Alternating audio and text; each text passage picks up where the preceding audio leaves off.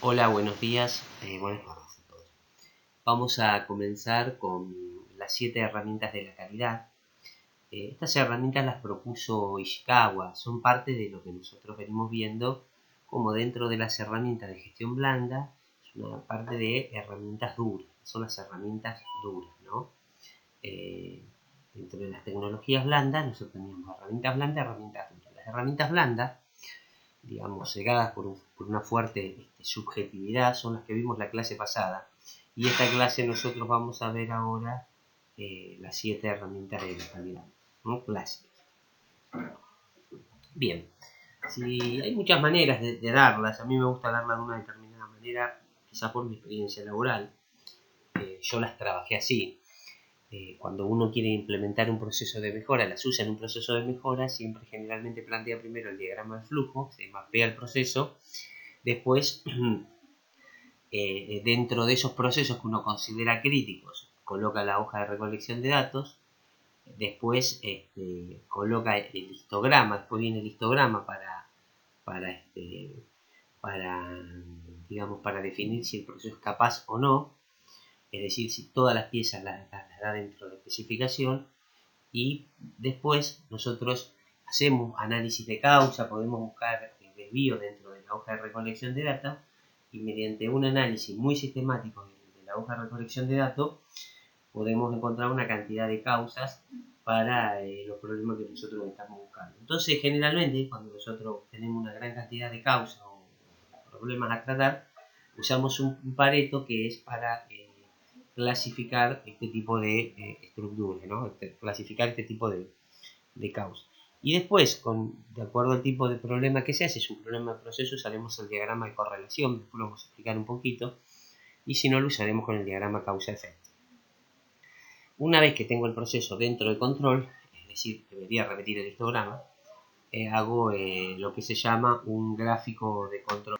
Bien, bueno, entonces acá en realidad sería diagrama de flujo, hoja de recolección de datos, después tendría el histograma, después el Pareto, después juntos vendrían causa-efecto y diagrama de correlación y finalmente gráfico de control.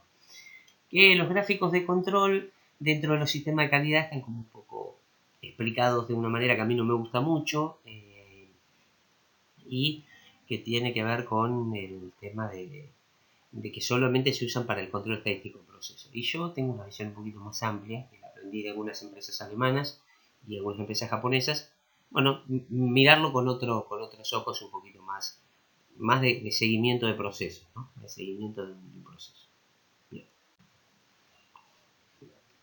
Los diagramas de flujo tienen como finalidad mostrar el proceso complejos de forma estructurada. O sea, lo que nosotros hacemos acá es el mapeo. Posiblemente en el trabajo práctico ustedes tengan un video y sobre ese video deban mapear un proceso, ¿no es cierto? Deben mapear un proceso. El diagrama de flujo debe indicar claramente las actividades y las tareas que se realizan. Hay una ley que se llama la ley del flujograma, que a mí me gusta mucho denominarla así, ustedes la habrán visto con mi amigo Antonio, y es que cuando yo hago un diagrama de flujo, la condición es que tiene que hacerse todo en el mismo nivel. O sea, yo no puedo poner un proceso y un subproceso en el mismo flujograma. Está bien. Entonces yo puedo hacer un diagrama de procesos. Entonces puedo decir, imaginemos que pongo un diagrama de procesos. El proceso mío principal es producción de tocho. Después pongo los subprocesos son horno fusión, horno mantenimiento, colada semicontinua, vertical semicontinua, horno de homogeneizado, corte, al revés, corte y horno homogeneizado. Bueno, ahí tengo todo en el mismo nivel, ¿está bien? Y después, si yo quiero hacer, puedo decir, bueno, del horno de fusión quiero dividirlo en actividades. Entonces digo, bueno, hay una actividad que es la primera, el encendido, otra que es la carga, la otra que es mantenimiento, la otra que es sacar la provecho. Bueno, y cada una de esas cosas la puedo después dividir en ciertas tareas y algunas cosas como puede ser una operación, ¿no es cierto? Una operación, vamos a sacar la provecho. Entonces, digamos, siempre que hago un diagrama de flujo, los diagramas de flujo son como se hacen como en cascada, es decir, hago primero todos los procesos, tomo uno de esos procesos y a su vez lo desarrollo en sus actividades, y tomo una actividad y la desarrollo en tareas, y tomo una tarea y la desarrollo en operaciones. es interesante la actividad de mapear procesos, ¿no? Es algo que se adquiere haciéndolo. Mapear un proceso, la forma de aprender es hacerlo. ¿Por qué? Porque bueno, porque uno a veces pone cosas que no debería y cosas que por ahí son muy importantes las tiene que poner. Entonces, generalmente cuando uno mapea el proceso, es interesante que alguien te lo explique y te acompañe, pero también hay que dedicarle un rato a la observación propia, ¿no es cierto? Al concepto propio del proceso, ¿sí? En esto hay una frase que dice: el mapa no es el territorio, ¿no? Que los mapas generalmente son un poco más desactualizados. Quizás esa ruta que estaba de ripio ahora está pavimentada. Entonces, tenemos que entender un poquito eso. Hay que prestarle mucha atención a lo que estamos hablando, ¿no? Estoy comentando. Es interesante entender este criterio, ¿no? De cómo uno mapea el proceso. Hay una etapa que te la cuentan, te dicen cómo son los pasos. Después hay una etapa donde uno observa. ¿No? Está bueno observar para ver si realmente lo que te cuentan cómo se hace, ¿no? Entonces, es una actividad. Mapear procesos es una actividad que se aprende mapeando procesos, ¿no? El mapeo es un trabajo muy interesante. Es una actividad de organización industrial, no de calidad, pero bueno, uno a veces lo puede hacer. Bueno, los diagramas de flujo tienen muchos bloques.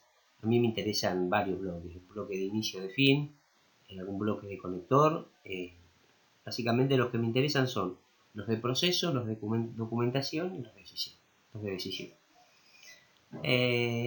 Bueno, es interesante. A mí, la verdad que con el de proceso y el de decisión, de actividad y de decisión, ustedes lo resuelven. No hace falta tener tanta insistencia. El diagrama de flujo tiene que tener flechas. Estas herramientas son muy estrictas, ¿no? Cuando nosotros hagamos la corrección, vamos a ser muy estrictos. Si se olvidaron la flecha, una flecha va a estar mal. O sea, porque es como una herramienta muy específica, ¿sí? Cuando uno trabaja acá, cuando la lleva a calidad, como uno no conoce mucho el proceso, salvo uno puede conocer, quizás se haya olvidado algo. Entonces está muy bien que uno de alguna manera sea cuidadoso y sea muy prolijo, ¿no? Bien. Y donde hay decisión hay que ponerla, o donde debería haber una decisión, ¿no?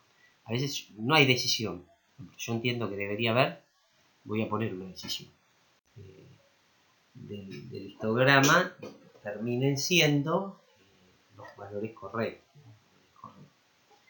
Es decir, todos dentro de la especificación, ¿sí? Y me va a dar también una idea, esa curva debería tener un perfil gaussiano lo más alta posible y lo más fina posible, ¿sí? Demostrando que hay una tendencia a la medida central del proceso y bueno, nada, eso sería eso, ¿no? Entonces, ¿para qué uso el histograma? Bueno, en base a los datos que obtuve en la hoja de recolección de datos, yo ahí me doy cuenta si el proceso está controlado o no está controlado.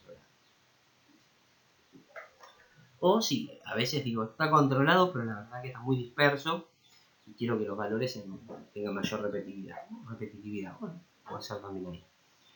Entonces ahí, dentro de los datos que voy a conseguir de la hoja de recolección de datos, yo lo que voy a hacer es buscar los valores, los valores o los desvíos que entiendo que me dieron. Y bueno, nada, cuando yo hago el histograma, si los desvíos me están dando mal, bueno, yo podría empezar a ver qué acciones yo podría hacer, ¿no? Y esos desvíos, esas causas, quizás, para analizarlas voy a tomar la hoja de recolección de datos. Y con eso voy a armar el Pareto. Bueno, escuchan ahí a Cachirula, que es mi perra, que claramente quiere que le tire un palo, y no voy a tirarle ahora. Así que, nada, forma parte del paisaje. Cachirula.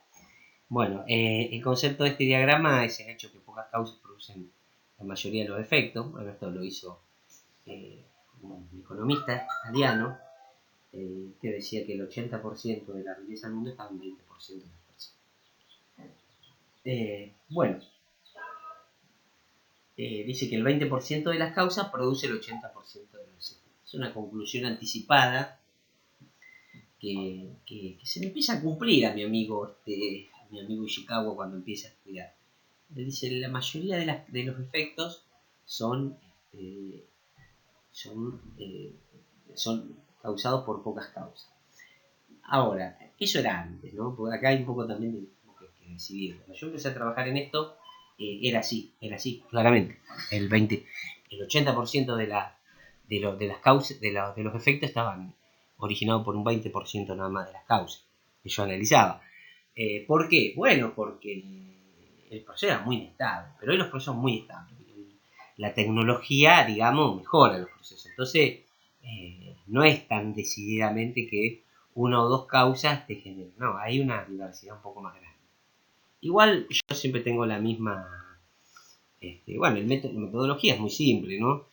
Se determina para cada categoría la participación sobre el efecto total, se ordenan por categoría en orden decreciente y se hace una suma acumulativa. Finalmente les queda un grafiquito así, que es típico gráfico de Pareto, que es una herramienta muy sobrevalorada para mi parte. Pero bueno, lo interesante de lo de Pareto, hay que saber leer Pareto. A veces uno es muy difícil a veces sin la presencialidad, por eso es complejo, pero yo voy a un proceso, entonces yo digo, no sé, toqué una variable, y esa variable que toco después parece que, digo, bueno, voy a atacar todas las variables, si ataco todas las variables juntas, no sé cuánto toqué, con cuál el proceso anda peor o con cuál el proceso anda mejor. Generalmente lo que intento ver siempre es tratar de que el efecto desaparezca y tratar de a una causa. Las causas se tratan de, ¿sí? Entonces, es un criterio.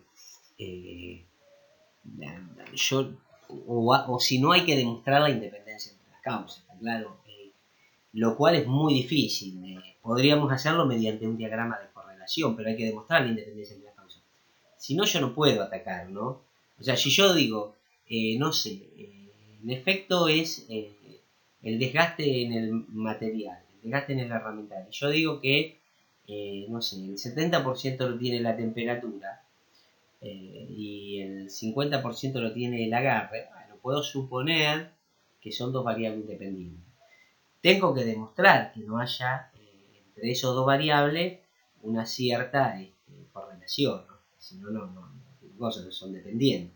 Entonces, es muy interesante el diagrama de correlación para explicar por qué por qué me conviene que esto no suceda, ¿no? ¿Entiende? Que yo puedo de alguna manera tratar de a dos o tres causas. Pero para esto, si las causas, si tengo la certeza de que son independientes, las puedo tratar de 3, 4. Si no sé que son independientes, vamos con cuidado, las causas se tratan de a una, frase que me enseñó un gran maestro que yo tenía de calidad, y a mí me da resultado de esa manera. Y bueno, entonces lo voy a desarrollar y digamos, voy a poner por qué la mano de obra no está suficientemente calificada. ¿Por qué no está suficientemente calificada? Vamos por el segundo por qué ahí, ¿no? ¿Por qué? Mano de obra, porque no está calificada. Calificada. ¿Por qué no está calificada? Falta capacitación. ¿Por qué falta capacitación? Porque no cumple los estándares mínimos que se requieren para recibirla. ¿Por qué no cumple los mínimos? Porque es lo que había en el mercado. ¿Por qué tomé lo que había en el mercado? Porque no tengo una buena búsqueda o no estoy una búsqueda. Entonces comienzo a ver. Ahora, todas esas suposiciones que yo propuse, que en definitiva es que tengo un mal sistema de búsqueda, lo tengo que corroborar. Entonces siempre mi Pareto queda armado en un pizarrón, le saco una foto y a la semana siguiente voy y me fijo, che, vamos a empezar a analizar. ¿Sabés que me dijeron que podía ser que no tengamos un buen sistema de selección? Mirá ese sistema de selección y funciona bien. Entonces esa no es una causa, porque la realidad vos propusiste que tu sistema de selección era malo y a vos te parece que es bueno. La sacás. Y así vas limpiando, hasta que en algún momento vas a encontrar dos o tres causas, ¿sí?, que te permiten desarrollarlo. Ustedes fíjense que, por ejemplo, para un Pareto de 4, ¿sí? 4, si nosotros de esas 4 abrimos 5 causas principales, ¿sí?, y esas 5 causas a su vez las multiplicamos por 5, ¿sí? Nosotros tenemos, vamos a sacar 5 de cada uno. O sea, vas a sacar en el primer por qué, vas a sacar 5, en el segundo por qué ya vas a tener, digamos, 5 de esa misma, ¿no es cierto? 5 más, o sea, son 25. Cuando quieras tener 3 vas a tener 25 por 5, va a ser 125. O sea, vas a tener una cantidad de causas que son tremendas. Entonces hay que tratarlo muchas veces con cuidado, ¿no? A veces uno mismo sobre la segunda, yo digo, bueno, el personal no está calificado. ¿Por qué? Podría ser por 2 o 3 motivos. Bueno, ¿cuál? Y imaginemos que el primer motivo es que no tengo, la persona no está calificada. ¿Por qué? Porque nos falta capacitación. O porque gana malos sueldos. Bueno, son 2. De cada una de esas voy a abrir otra más y en definitiva voy a tener una cantidad de causas, ¿sí?, determinadas. ¿Significa que voy a llegar a la causa raíz? Y muchas veces por ello lo encuentro antes el problema, ¿no? A ver, algo que hay que tener claro es que muchas veces cuando uno hace un análisis se guía más por percepción y encuestas y evidencia que por observaciones, respuestas y datos, ¿no? Entonces, ¿qué es lo que hace? Muchas veces a mí me gusta mucho qué es lo que es esta herramienta, cuando la he utilizado hace muchos años. Bueno, si yo tengo una percepción, yo percibo que no sé, que el personal es irresponsable, que podría ser una causa, esa es la percepción que yo tengo. Entonces puedo hacer una observación, ¿entiende? Y observar si realmente actúa con responsabilidad o no. Bueno, observo y actúa con responsabilidad. Después pues, encuesta, y porque a este le pregunté y no sabía. Supongo que alguien no sabe algo, supongo que están cargando cualquier cosa, pues me dijeron que, bueno, voy y busco respuesta. ¿A qué temperatura estás colando? 770. Me mostrame, listo, ya lo vi. Y después la evidencia de los datos, ¿no es cierto? Es decir, ¿cuánto realmente estamos recibiendo cualquier cosa? ¿Cuál es el nivel de hierro que estamos recibiendo? No, 0,14. Es muy bajo, está bien. Digo, o sea, nosotros consideramos datos, cifras y hechos. O sea, las observaciones, las respuestas y los datos. Entonces, a veces, cuando nosotros abrimos el Pareto, llamamos a la gente para participar del Pareto de Ishikawa, la gente está llena de percepciones, de encuestas de evidencia. Nosotros todo eso, en la segunda etapa de Ishikawa, tenemos que convertirlo en observaciones, respuestas y datos. Y esa es la manera de hacerlo. A mí, viste, cuando ya me empiezan con todo el verso de que ponen 5 cosas, un Ishikawa tiene muchas causas raíces, digamos, que todas arrancan en 4, 5 o 6 u 8, depende de cuántas M haya usado, eh, digamos, fuentes de dispersión, ¿no? Bueno, y las propuestas que yo voy a tener generalmente alguna recomendación. Puede ser que yo de repente, no necesariamente, una recomendación es que tratemos de no tomar más gente de la escuela 21, qué sé yo. ¿Sí? O tratemos de que siempre pongan el filtro, aunque parezca que no sirve para nada. Después la contramedida, qué cosas evitan que suceda el evento, las acciones correctivas, algunas ideas de mejoramiento y algunas sugerencias, ¿no? Hay varios sistemas de interpretación para las causas, el de 6M, el de 4M.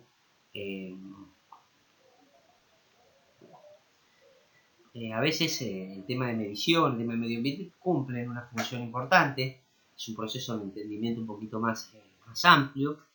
Y ya estamos hablando acá de, estos son procesos viejos, los de las 4M, ¿no? Un proceso con mucha más tecnología, la temperatura ambiente o la humedad ambiente puede afectar los circuitos eléctricos. Entonces quizás considero ser. Y los sistemas de medición muchas veces vienen incorporados dentro de la máquina y bueno, los tengo que tener validado, ¿no? Un software. Y a veces, bueno, ahí está la de recursos económicos y la de management, ¿no? Bien. Y acá es como, no hay misterio en la industria, dice un amigo mío, una frase que yo acuño hace muchos años, que es, en la industria no hay milagro, muchachos. No, nadie es más crack que el otro.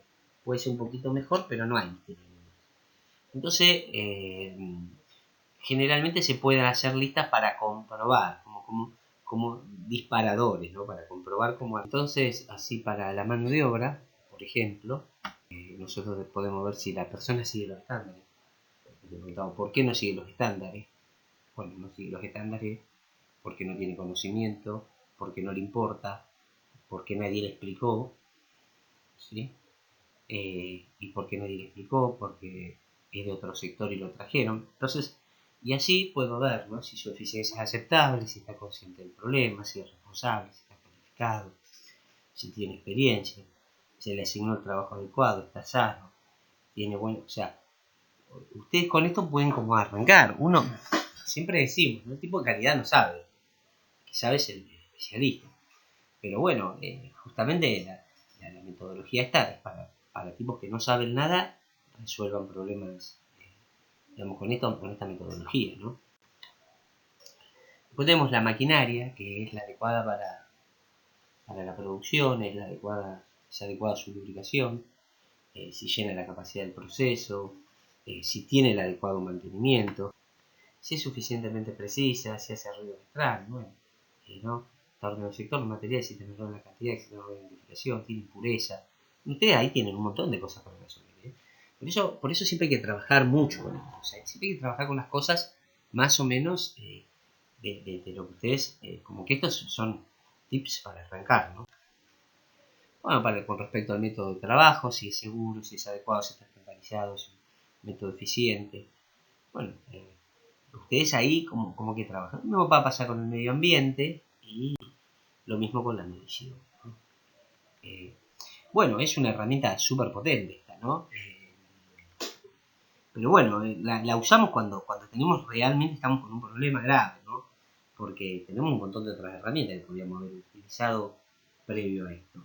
Acá nosotros vamos a sentar un montón de especialistas en una reunión eficiente y entre todos vamos a tratar de sacarle la ficha a esto, ¿vieron? Entonces, bueno, sentaremos todos a trabajar y haremos un esfuerzo grande para ver si encontramos la causa raíz a partir de un análisis estructurado como es esta herramienta, ¿no? Fíjense que acá es poco para volasear, ¿no? No es como las otras herramientas donde uno, bueno, daba su opinión, me parece que el brainstorm, acá, todo bien concretito, ¿no? Entonces yo digo, el aparato está calibrado, no está calibrado. ¿Por qué? ¿Por qué no está calibrado? Bueno, qué sé yo, por muchas cosas, porque no hay plan de calibración, porque la gente no lo hizo correcto, bueno, nada, lo que ustedes quieran poner, pero el aparato no es el adecuado, bueno, ahí pueden poner un montón de cosas, pero esto como que es muy estructurado, ¿no? Bueno, esto que vimos recién, la herramienta de Ishikawa es para resolver efectos grandes. Y después tenemos, cuando nosotros queremos poner a punto un proceso, tenemos el diagrama de correlación. El diagrama de correlación yo lo uso para dos cosas, ¿no? Es una herramienta que requiere mucha dedicación y mucha toma de datos. Pero el diagrama de correlación básicamente lo que me permite es, por un primer momento, mostrar la independencia entre las variables. Es decir, si no hay correlación entre las variables, hay independencia. Claro, entonces, bueno. Y después, si hay dependencia, ¿cómo es esa dependencia? ¿No? ¿Qué tipo de linealidad tiene o qué tipo de dependencia de correlación positiva tiene? Bueno, hay una fórmula, ¿no? Ustedes lo habrán visto, calculan el R, ¿sí? Y que el R da una idea de la cantidad de puntos que están dentro de más o menos el rango que yo ya he puesto, más o menos el 5% del valor medio, ¿no? Para arriba o para abajo. Allá, relaciones sin correlación, con correlación negativa intensa o con correlación positiva intensa. Bueno, acá ¿cómo lo uso al diagrama? Bueno, muchas veces me sirve para obtener el punto de operación de una máquina que la desconozco, ¿no? Bien, Argentina es el país de donde, bueno, nada, uno cambia la matriz todos los días. Pero, por ejemplo, no sé, yo trabajaba para Alario y la gente de Alario, no sé, subía el lavarropa horizontal, la caja del lavarropa horizontal, con matriz que pesaba, no sé, 5.000 kilos, 6.000 kilos, no la vamos a bajar todos los días.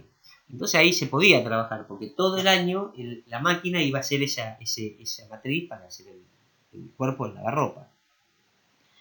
Entonces, en ese caso, yo podría estudiar toda la relación entre las variables. Entonces yo estudiaba, bueno, la temperatura en la zona 1, la temperatura en la zona 2, la temperatura en la zona 3, con el peso, con el espesor, con la contracción. Entonces empiezo a mirar una cierta cantidad de cosas de relación. Entonces yo digo, a ver, la temperatura del molde influye en el espesor final de la pieza.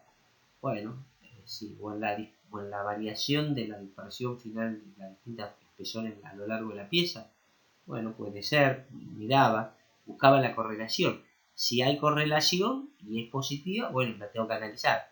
Ahora, si justamente yo encuentro que el espesor, digamos, varía con algo que es contrario, es decir, con la temperatura del molde, porque yo puedo decir, qué sé yo, que la temperatura del molde al trabajar muy alto se desgasta más rápidamente, bueno, entonces tendré que buscar el punto de equilibrio para el cual no tenga mucha distorsión el producto y el molde no se desgaste. ¿Sí? Los diagramas de correlaciones me sirven para eso. Yo después voy a explicar en un videito, voy a ver si puedo armar.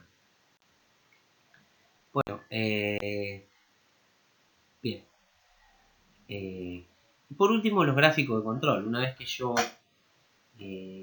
pude poner el proceso bajo control, es decir, bueno, apliqué Chicago, apliqué el proceso método de correlación, yo lo puse bajo control, bueno, puedo utilizar el concepto de gráficos de control, que es el control estadístico del proceso, que básicamente me permite conocer a tiempo y corregir las desviaciones de acuerdo a un curso planeado, ¿no? Con este sistema de cosas, o sea, yo hago una entrada, hago el proceso individual, miro la característica, y que puede ser el alabeo, el diámetro, lo que sea, miro los resultados de los muestreos, ¿sí? Bueno, comparo, me da mal, corrijo y vuelvo a mejorar. Se usa para procesos muy continuos. Bueno, yo quiero hacer un seguimiento, digamos, de acuerdo a ciertas variables, ¿no? Como es el comportamiento de ciertas variables. Bueno, el objetivo es mantener un nivel de calidad alcanzada y mostrar las desviaciones significativas.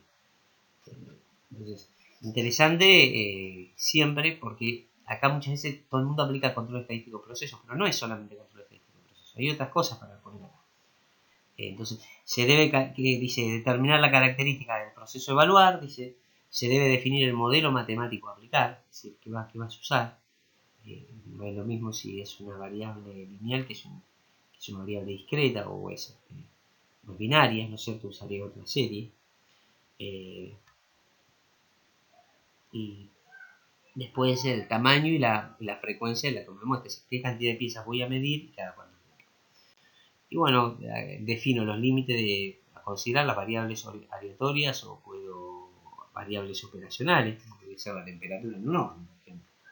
Yo podría seguir el proceso de un horno de envejecido a través de la temperatura. Digo, mientras la temperatura esté entre estos dos valores, no voy a tener ningún inconveniente. El tiempo. Bueno, entonces puedo hacer eso. O bueno, y después hay dos límites, ¿no? El límite es lo que se llama el límite de intervención, el límite de advertencia y el valor medio. Y finalmente lo que se llaman los límites de especificación. Si uno mira acá, por encima del valor límite de intervención superior y por debajo del valor límite de intervención inferior estarían las tolerancias, ¿no? Entonces imaginemos que la tolerancia es entre 9,9 y 10,1, entonces yo en 10,07 puedo poner el límite de advertencia superior y en 9,3 puedo poner el límite de advertencia inferior, el límite de intervención inferior. Y el límite de advertencia puedo poner 9,5 y 10,5. O sea, en realidad, ¿por qué? Porque en realidad lo que yo quiero acá es controlar el proceso, ¿no? Que el proceso no se me desvíe en ningún momento. Y por último también el rango, que es entre el valor máximo y el valor mínimo. Yo puedo tener mi tolerancia es 500, 525, entre 475 y 525. Y bueno, yo tengo todos los valores en 550 y 450. Bueno, están todos fuera, pero cuando saco la media me da 500. Entonces, el rango lo que hace es un poco evitar esa compensación, o sea, estar atento a esa compensación y mostrarme que yo debo cumplir tanto con el valor del rango estipulado como con el valor de la tolerancia que me puse, ¿no? Bien. Bueno, el FODA no lo vamos a ver acá, no sé por qué está agregado. Pero bueno, no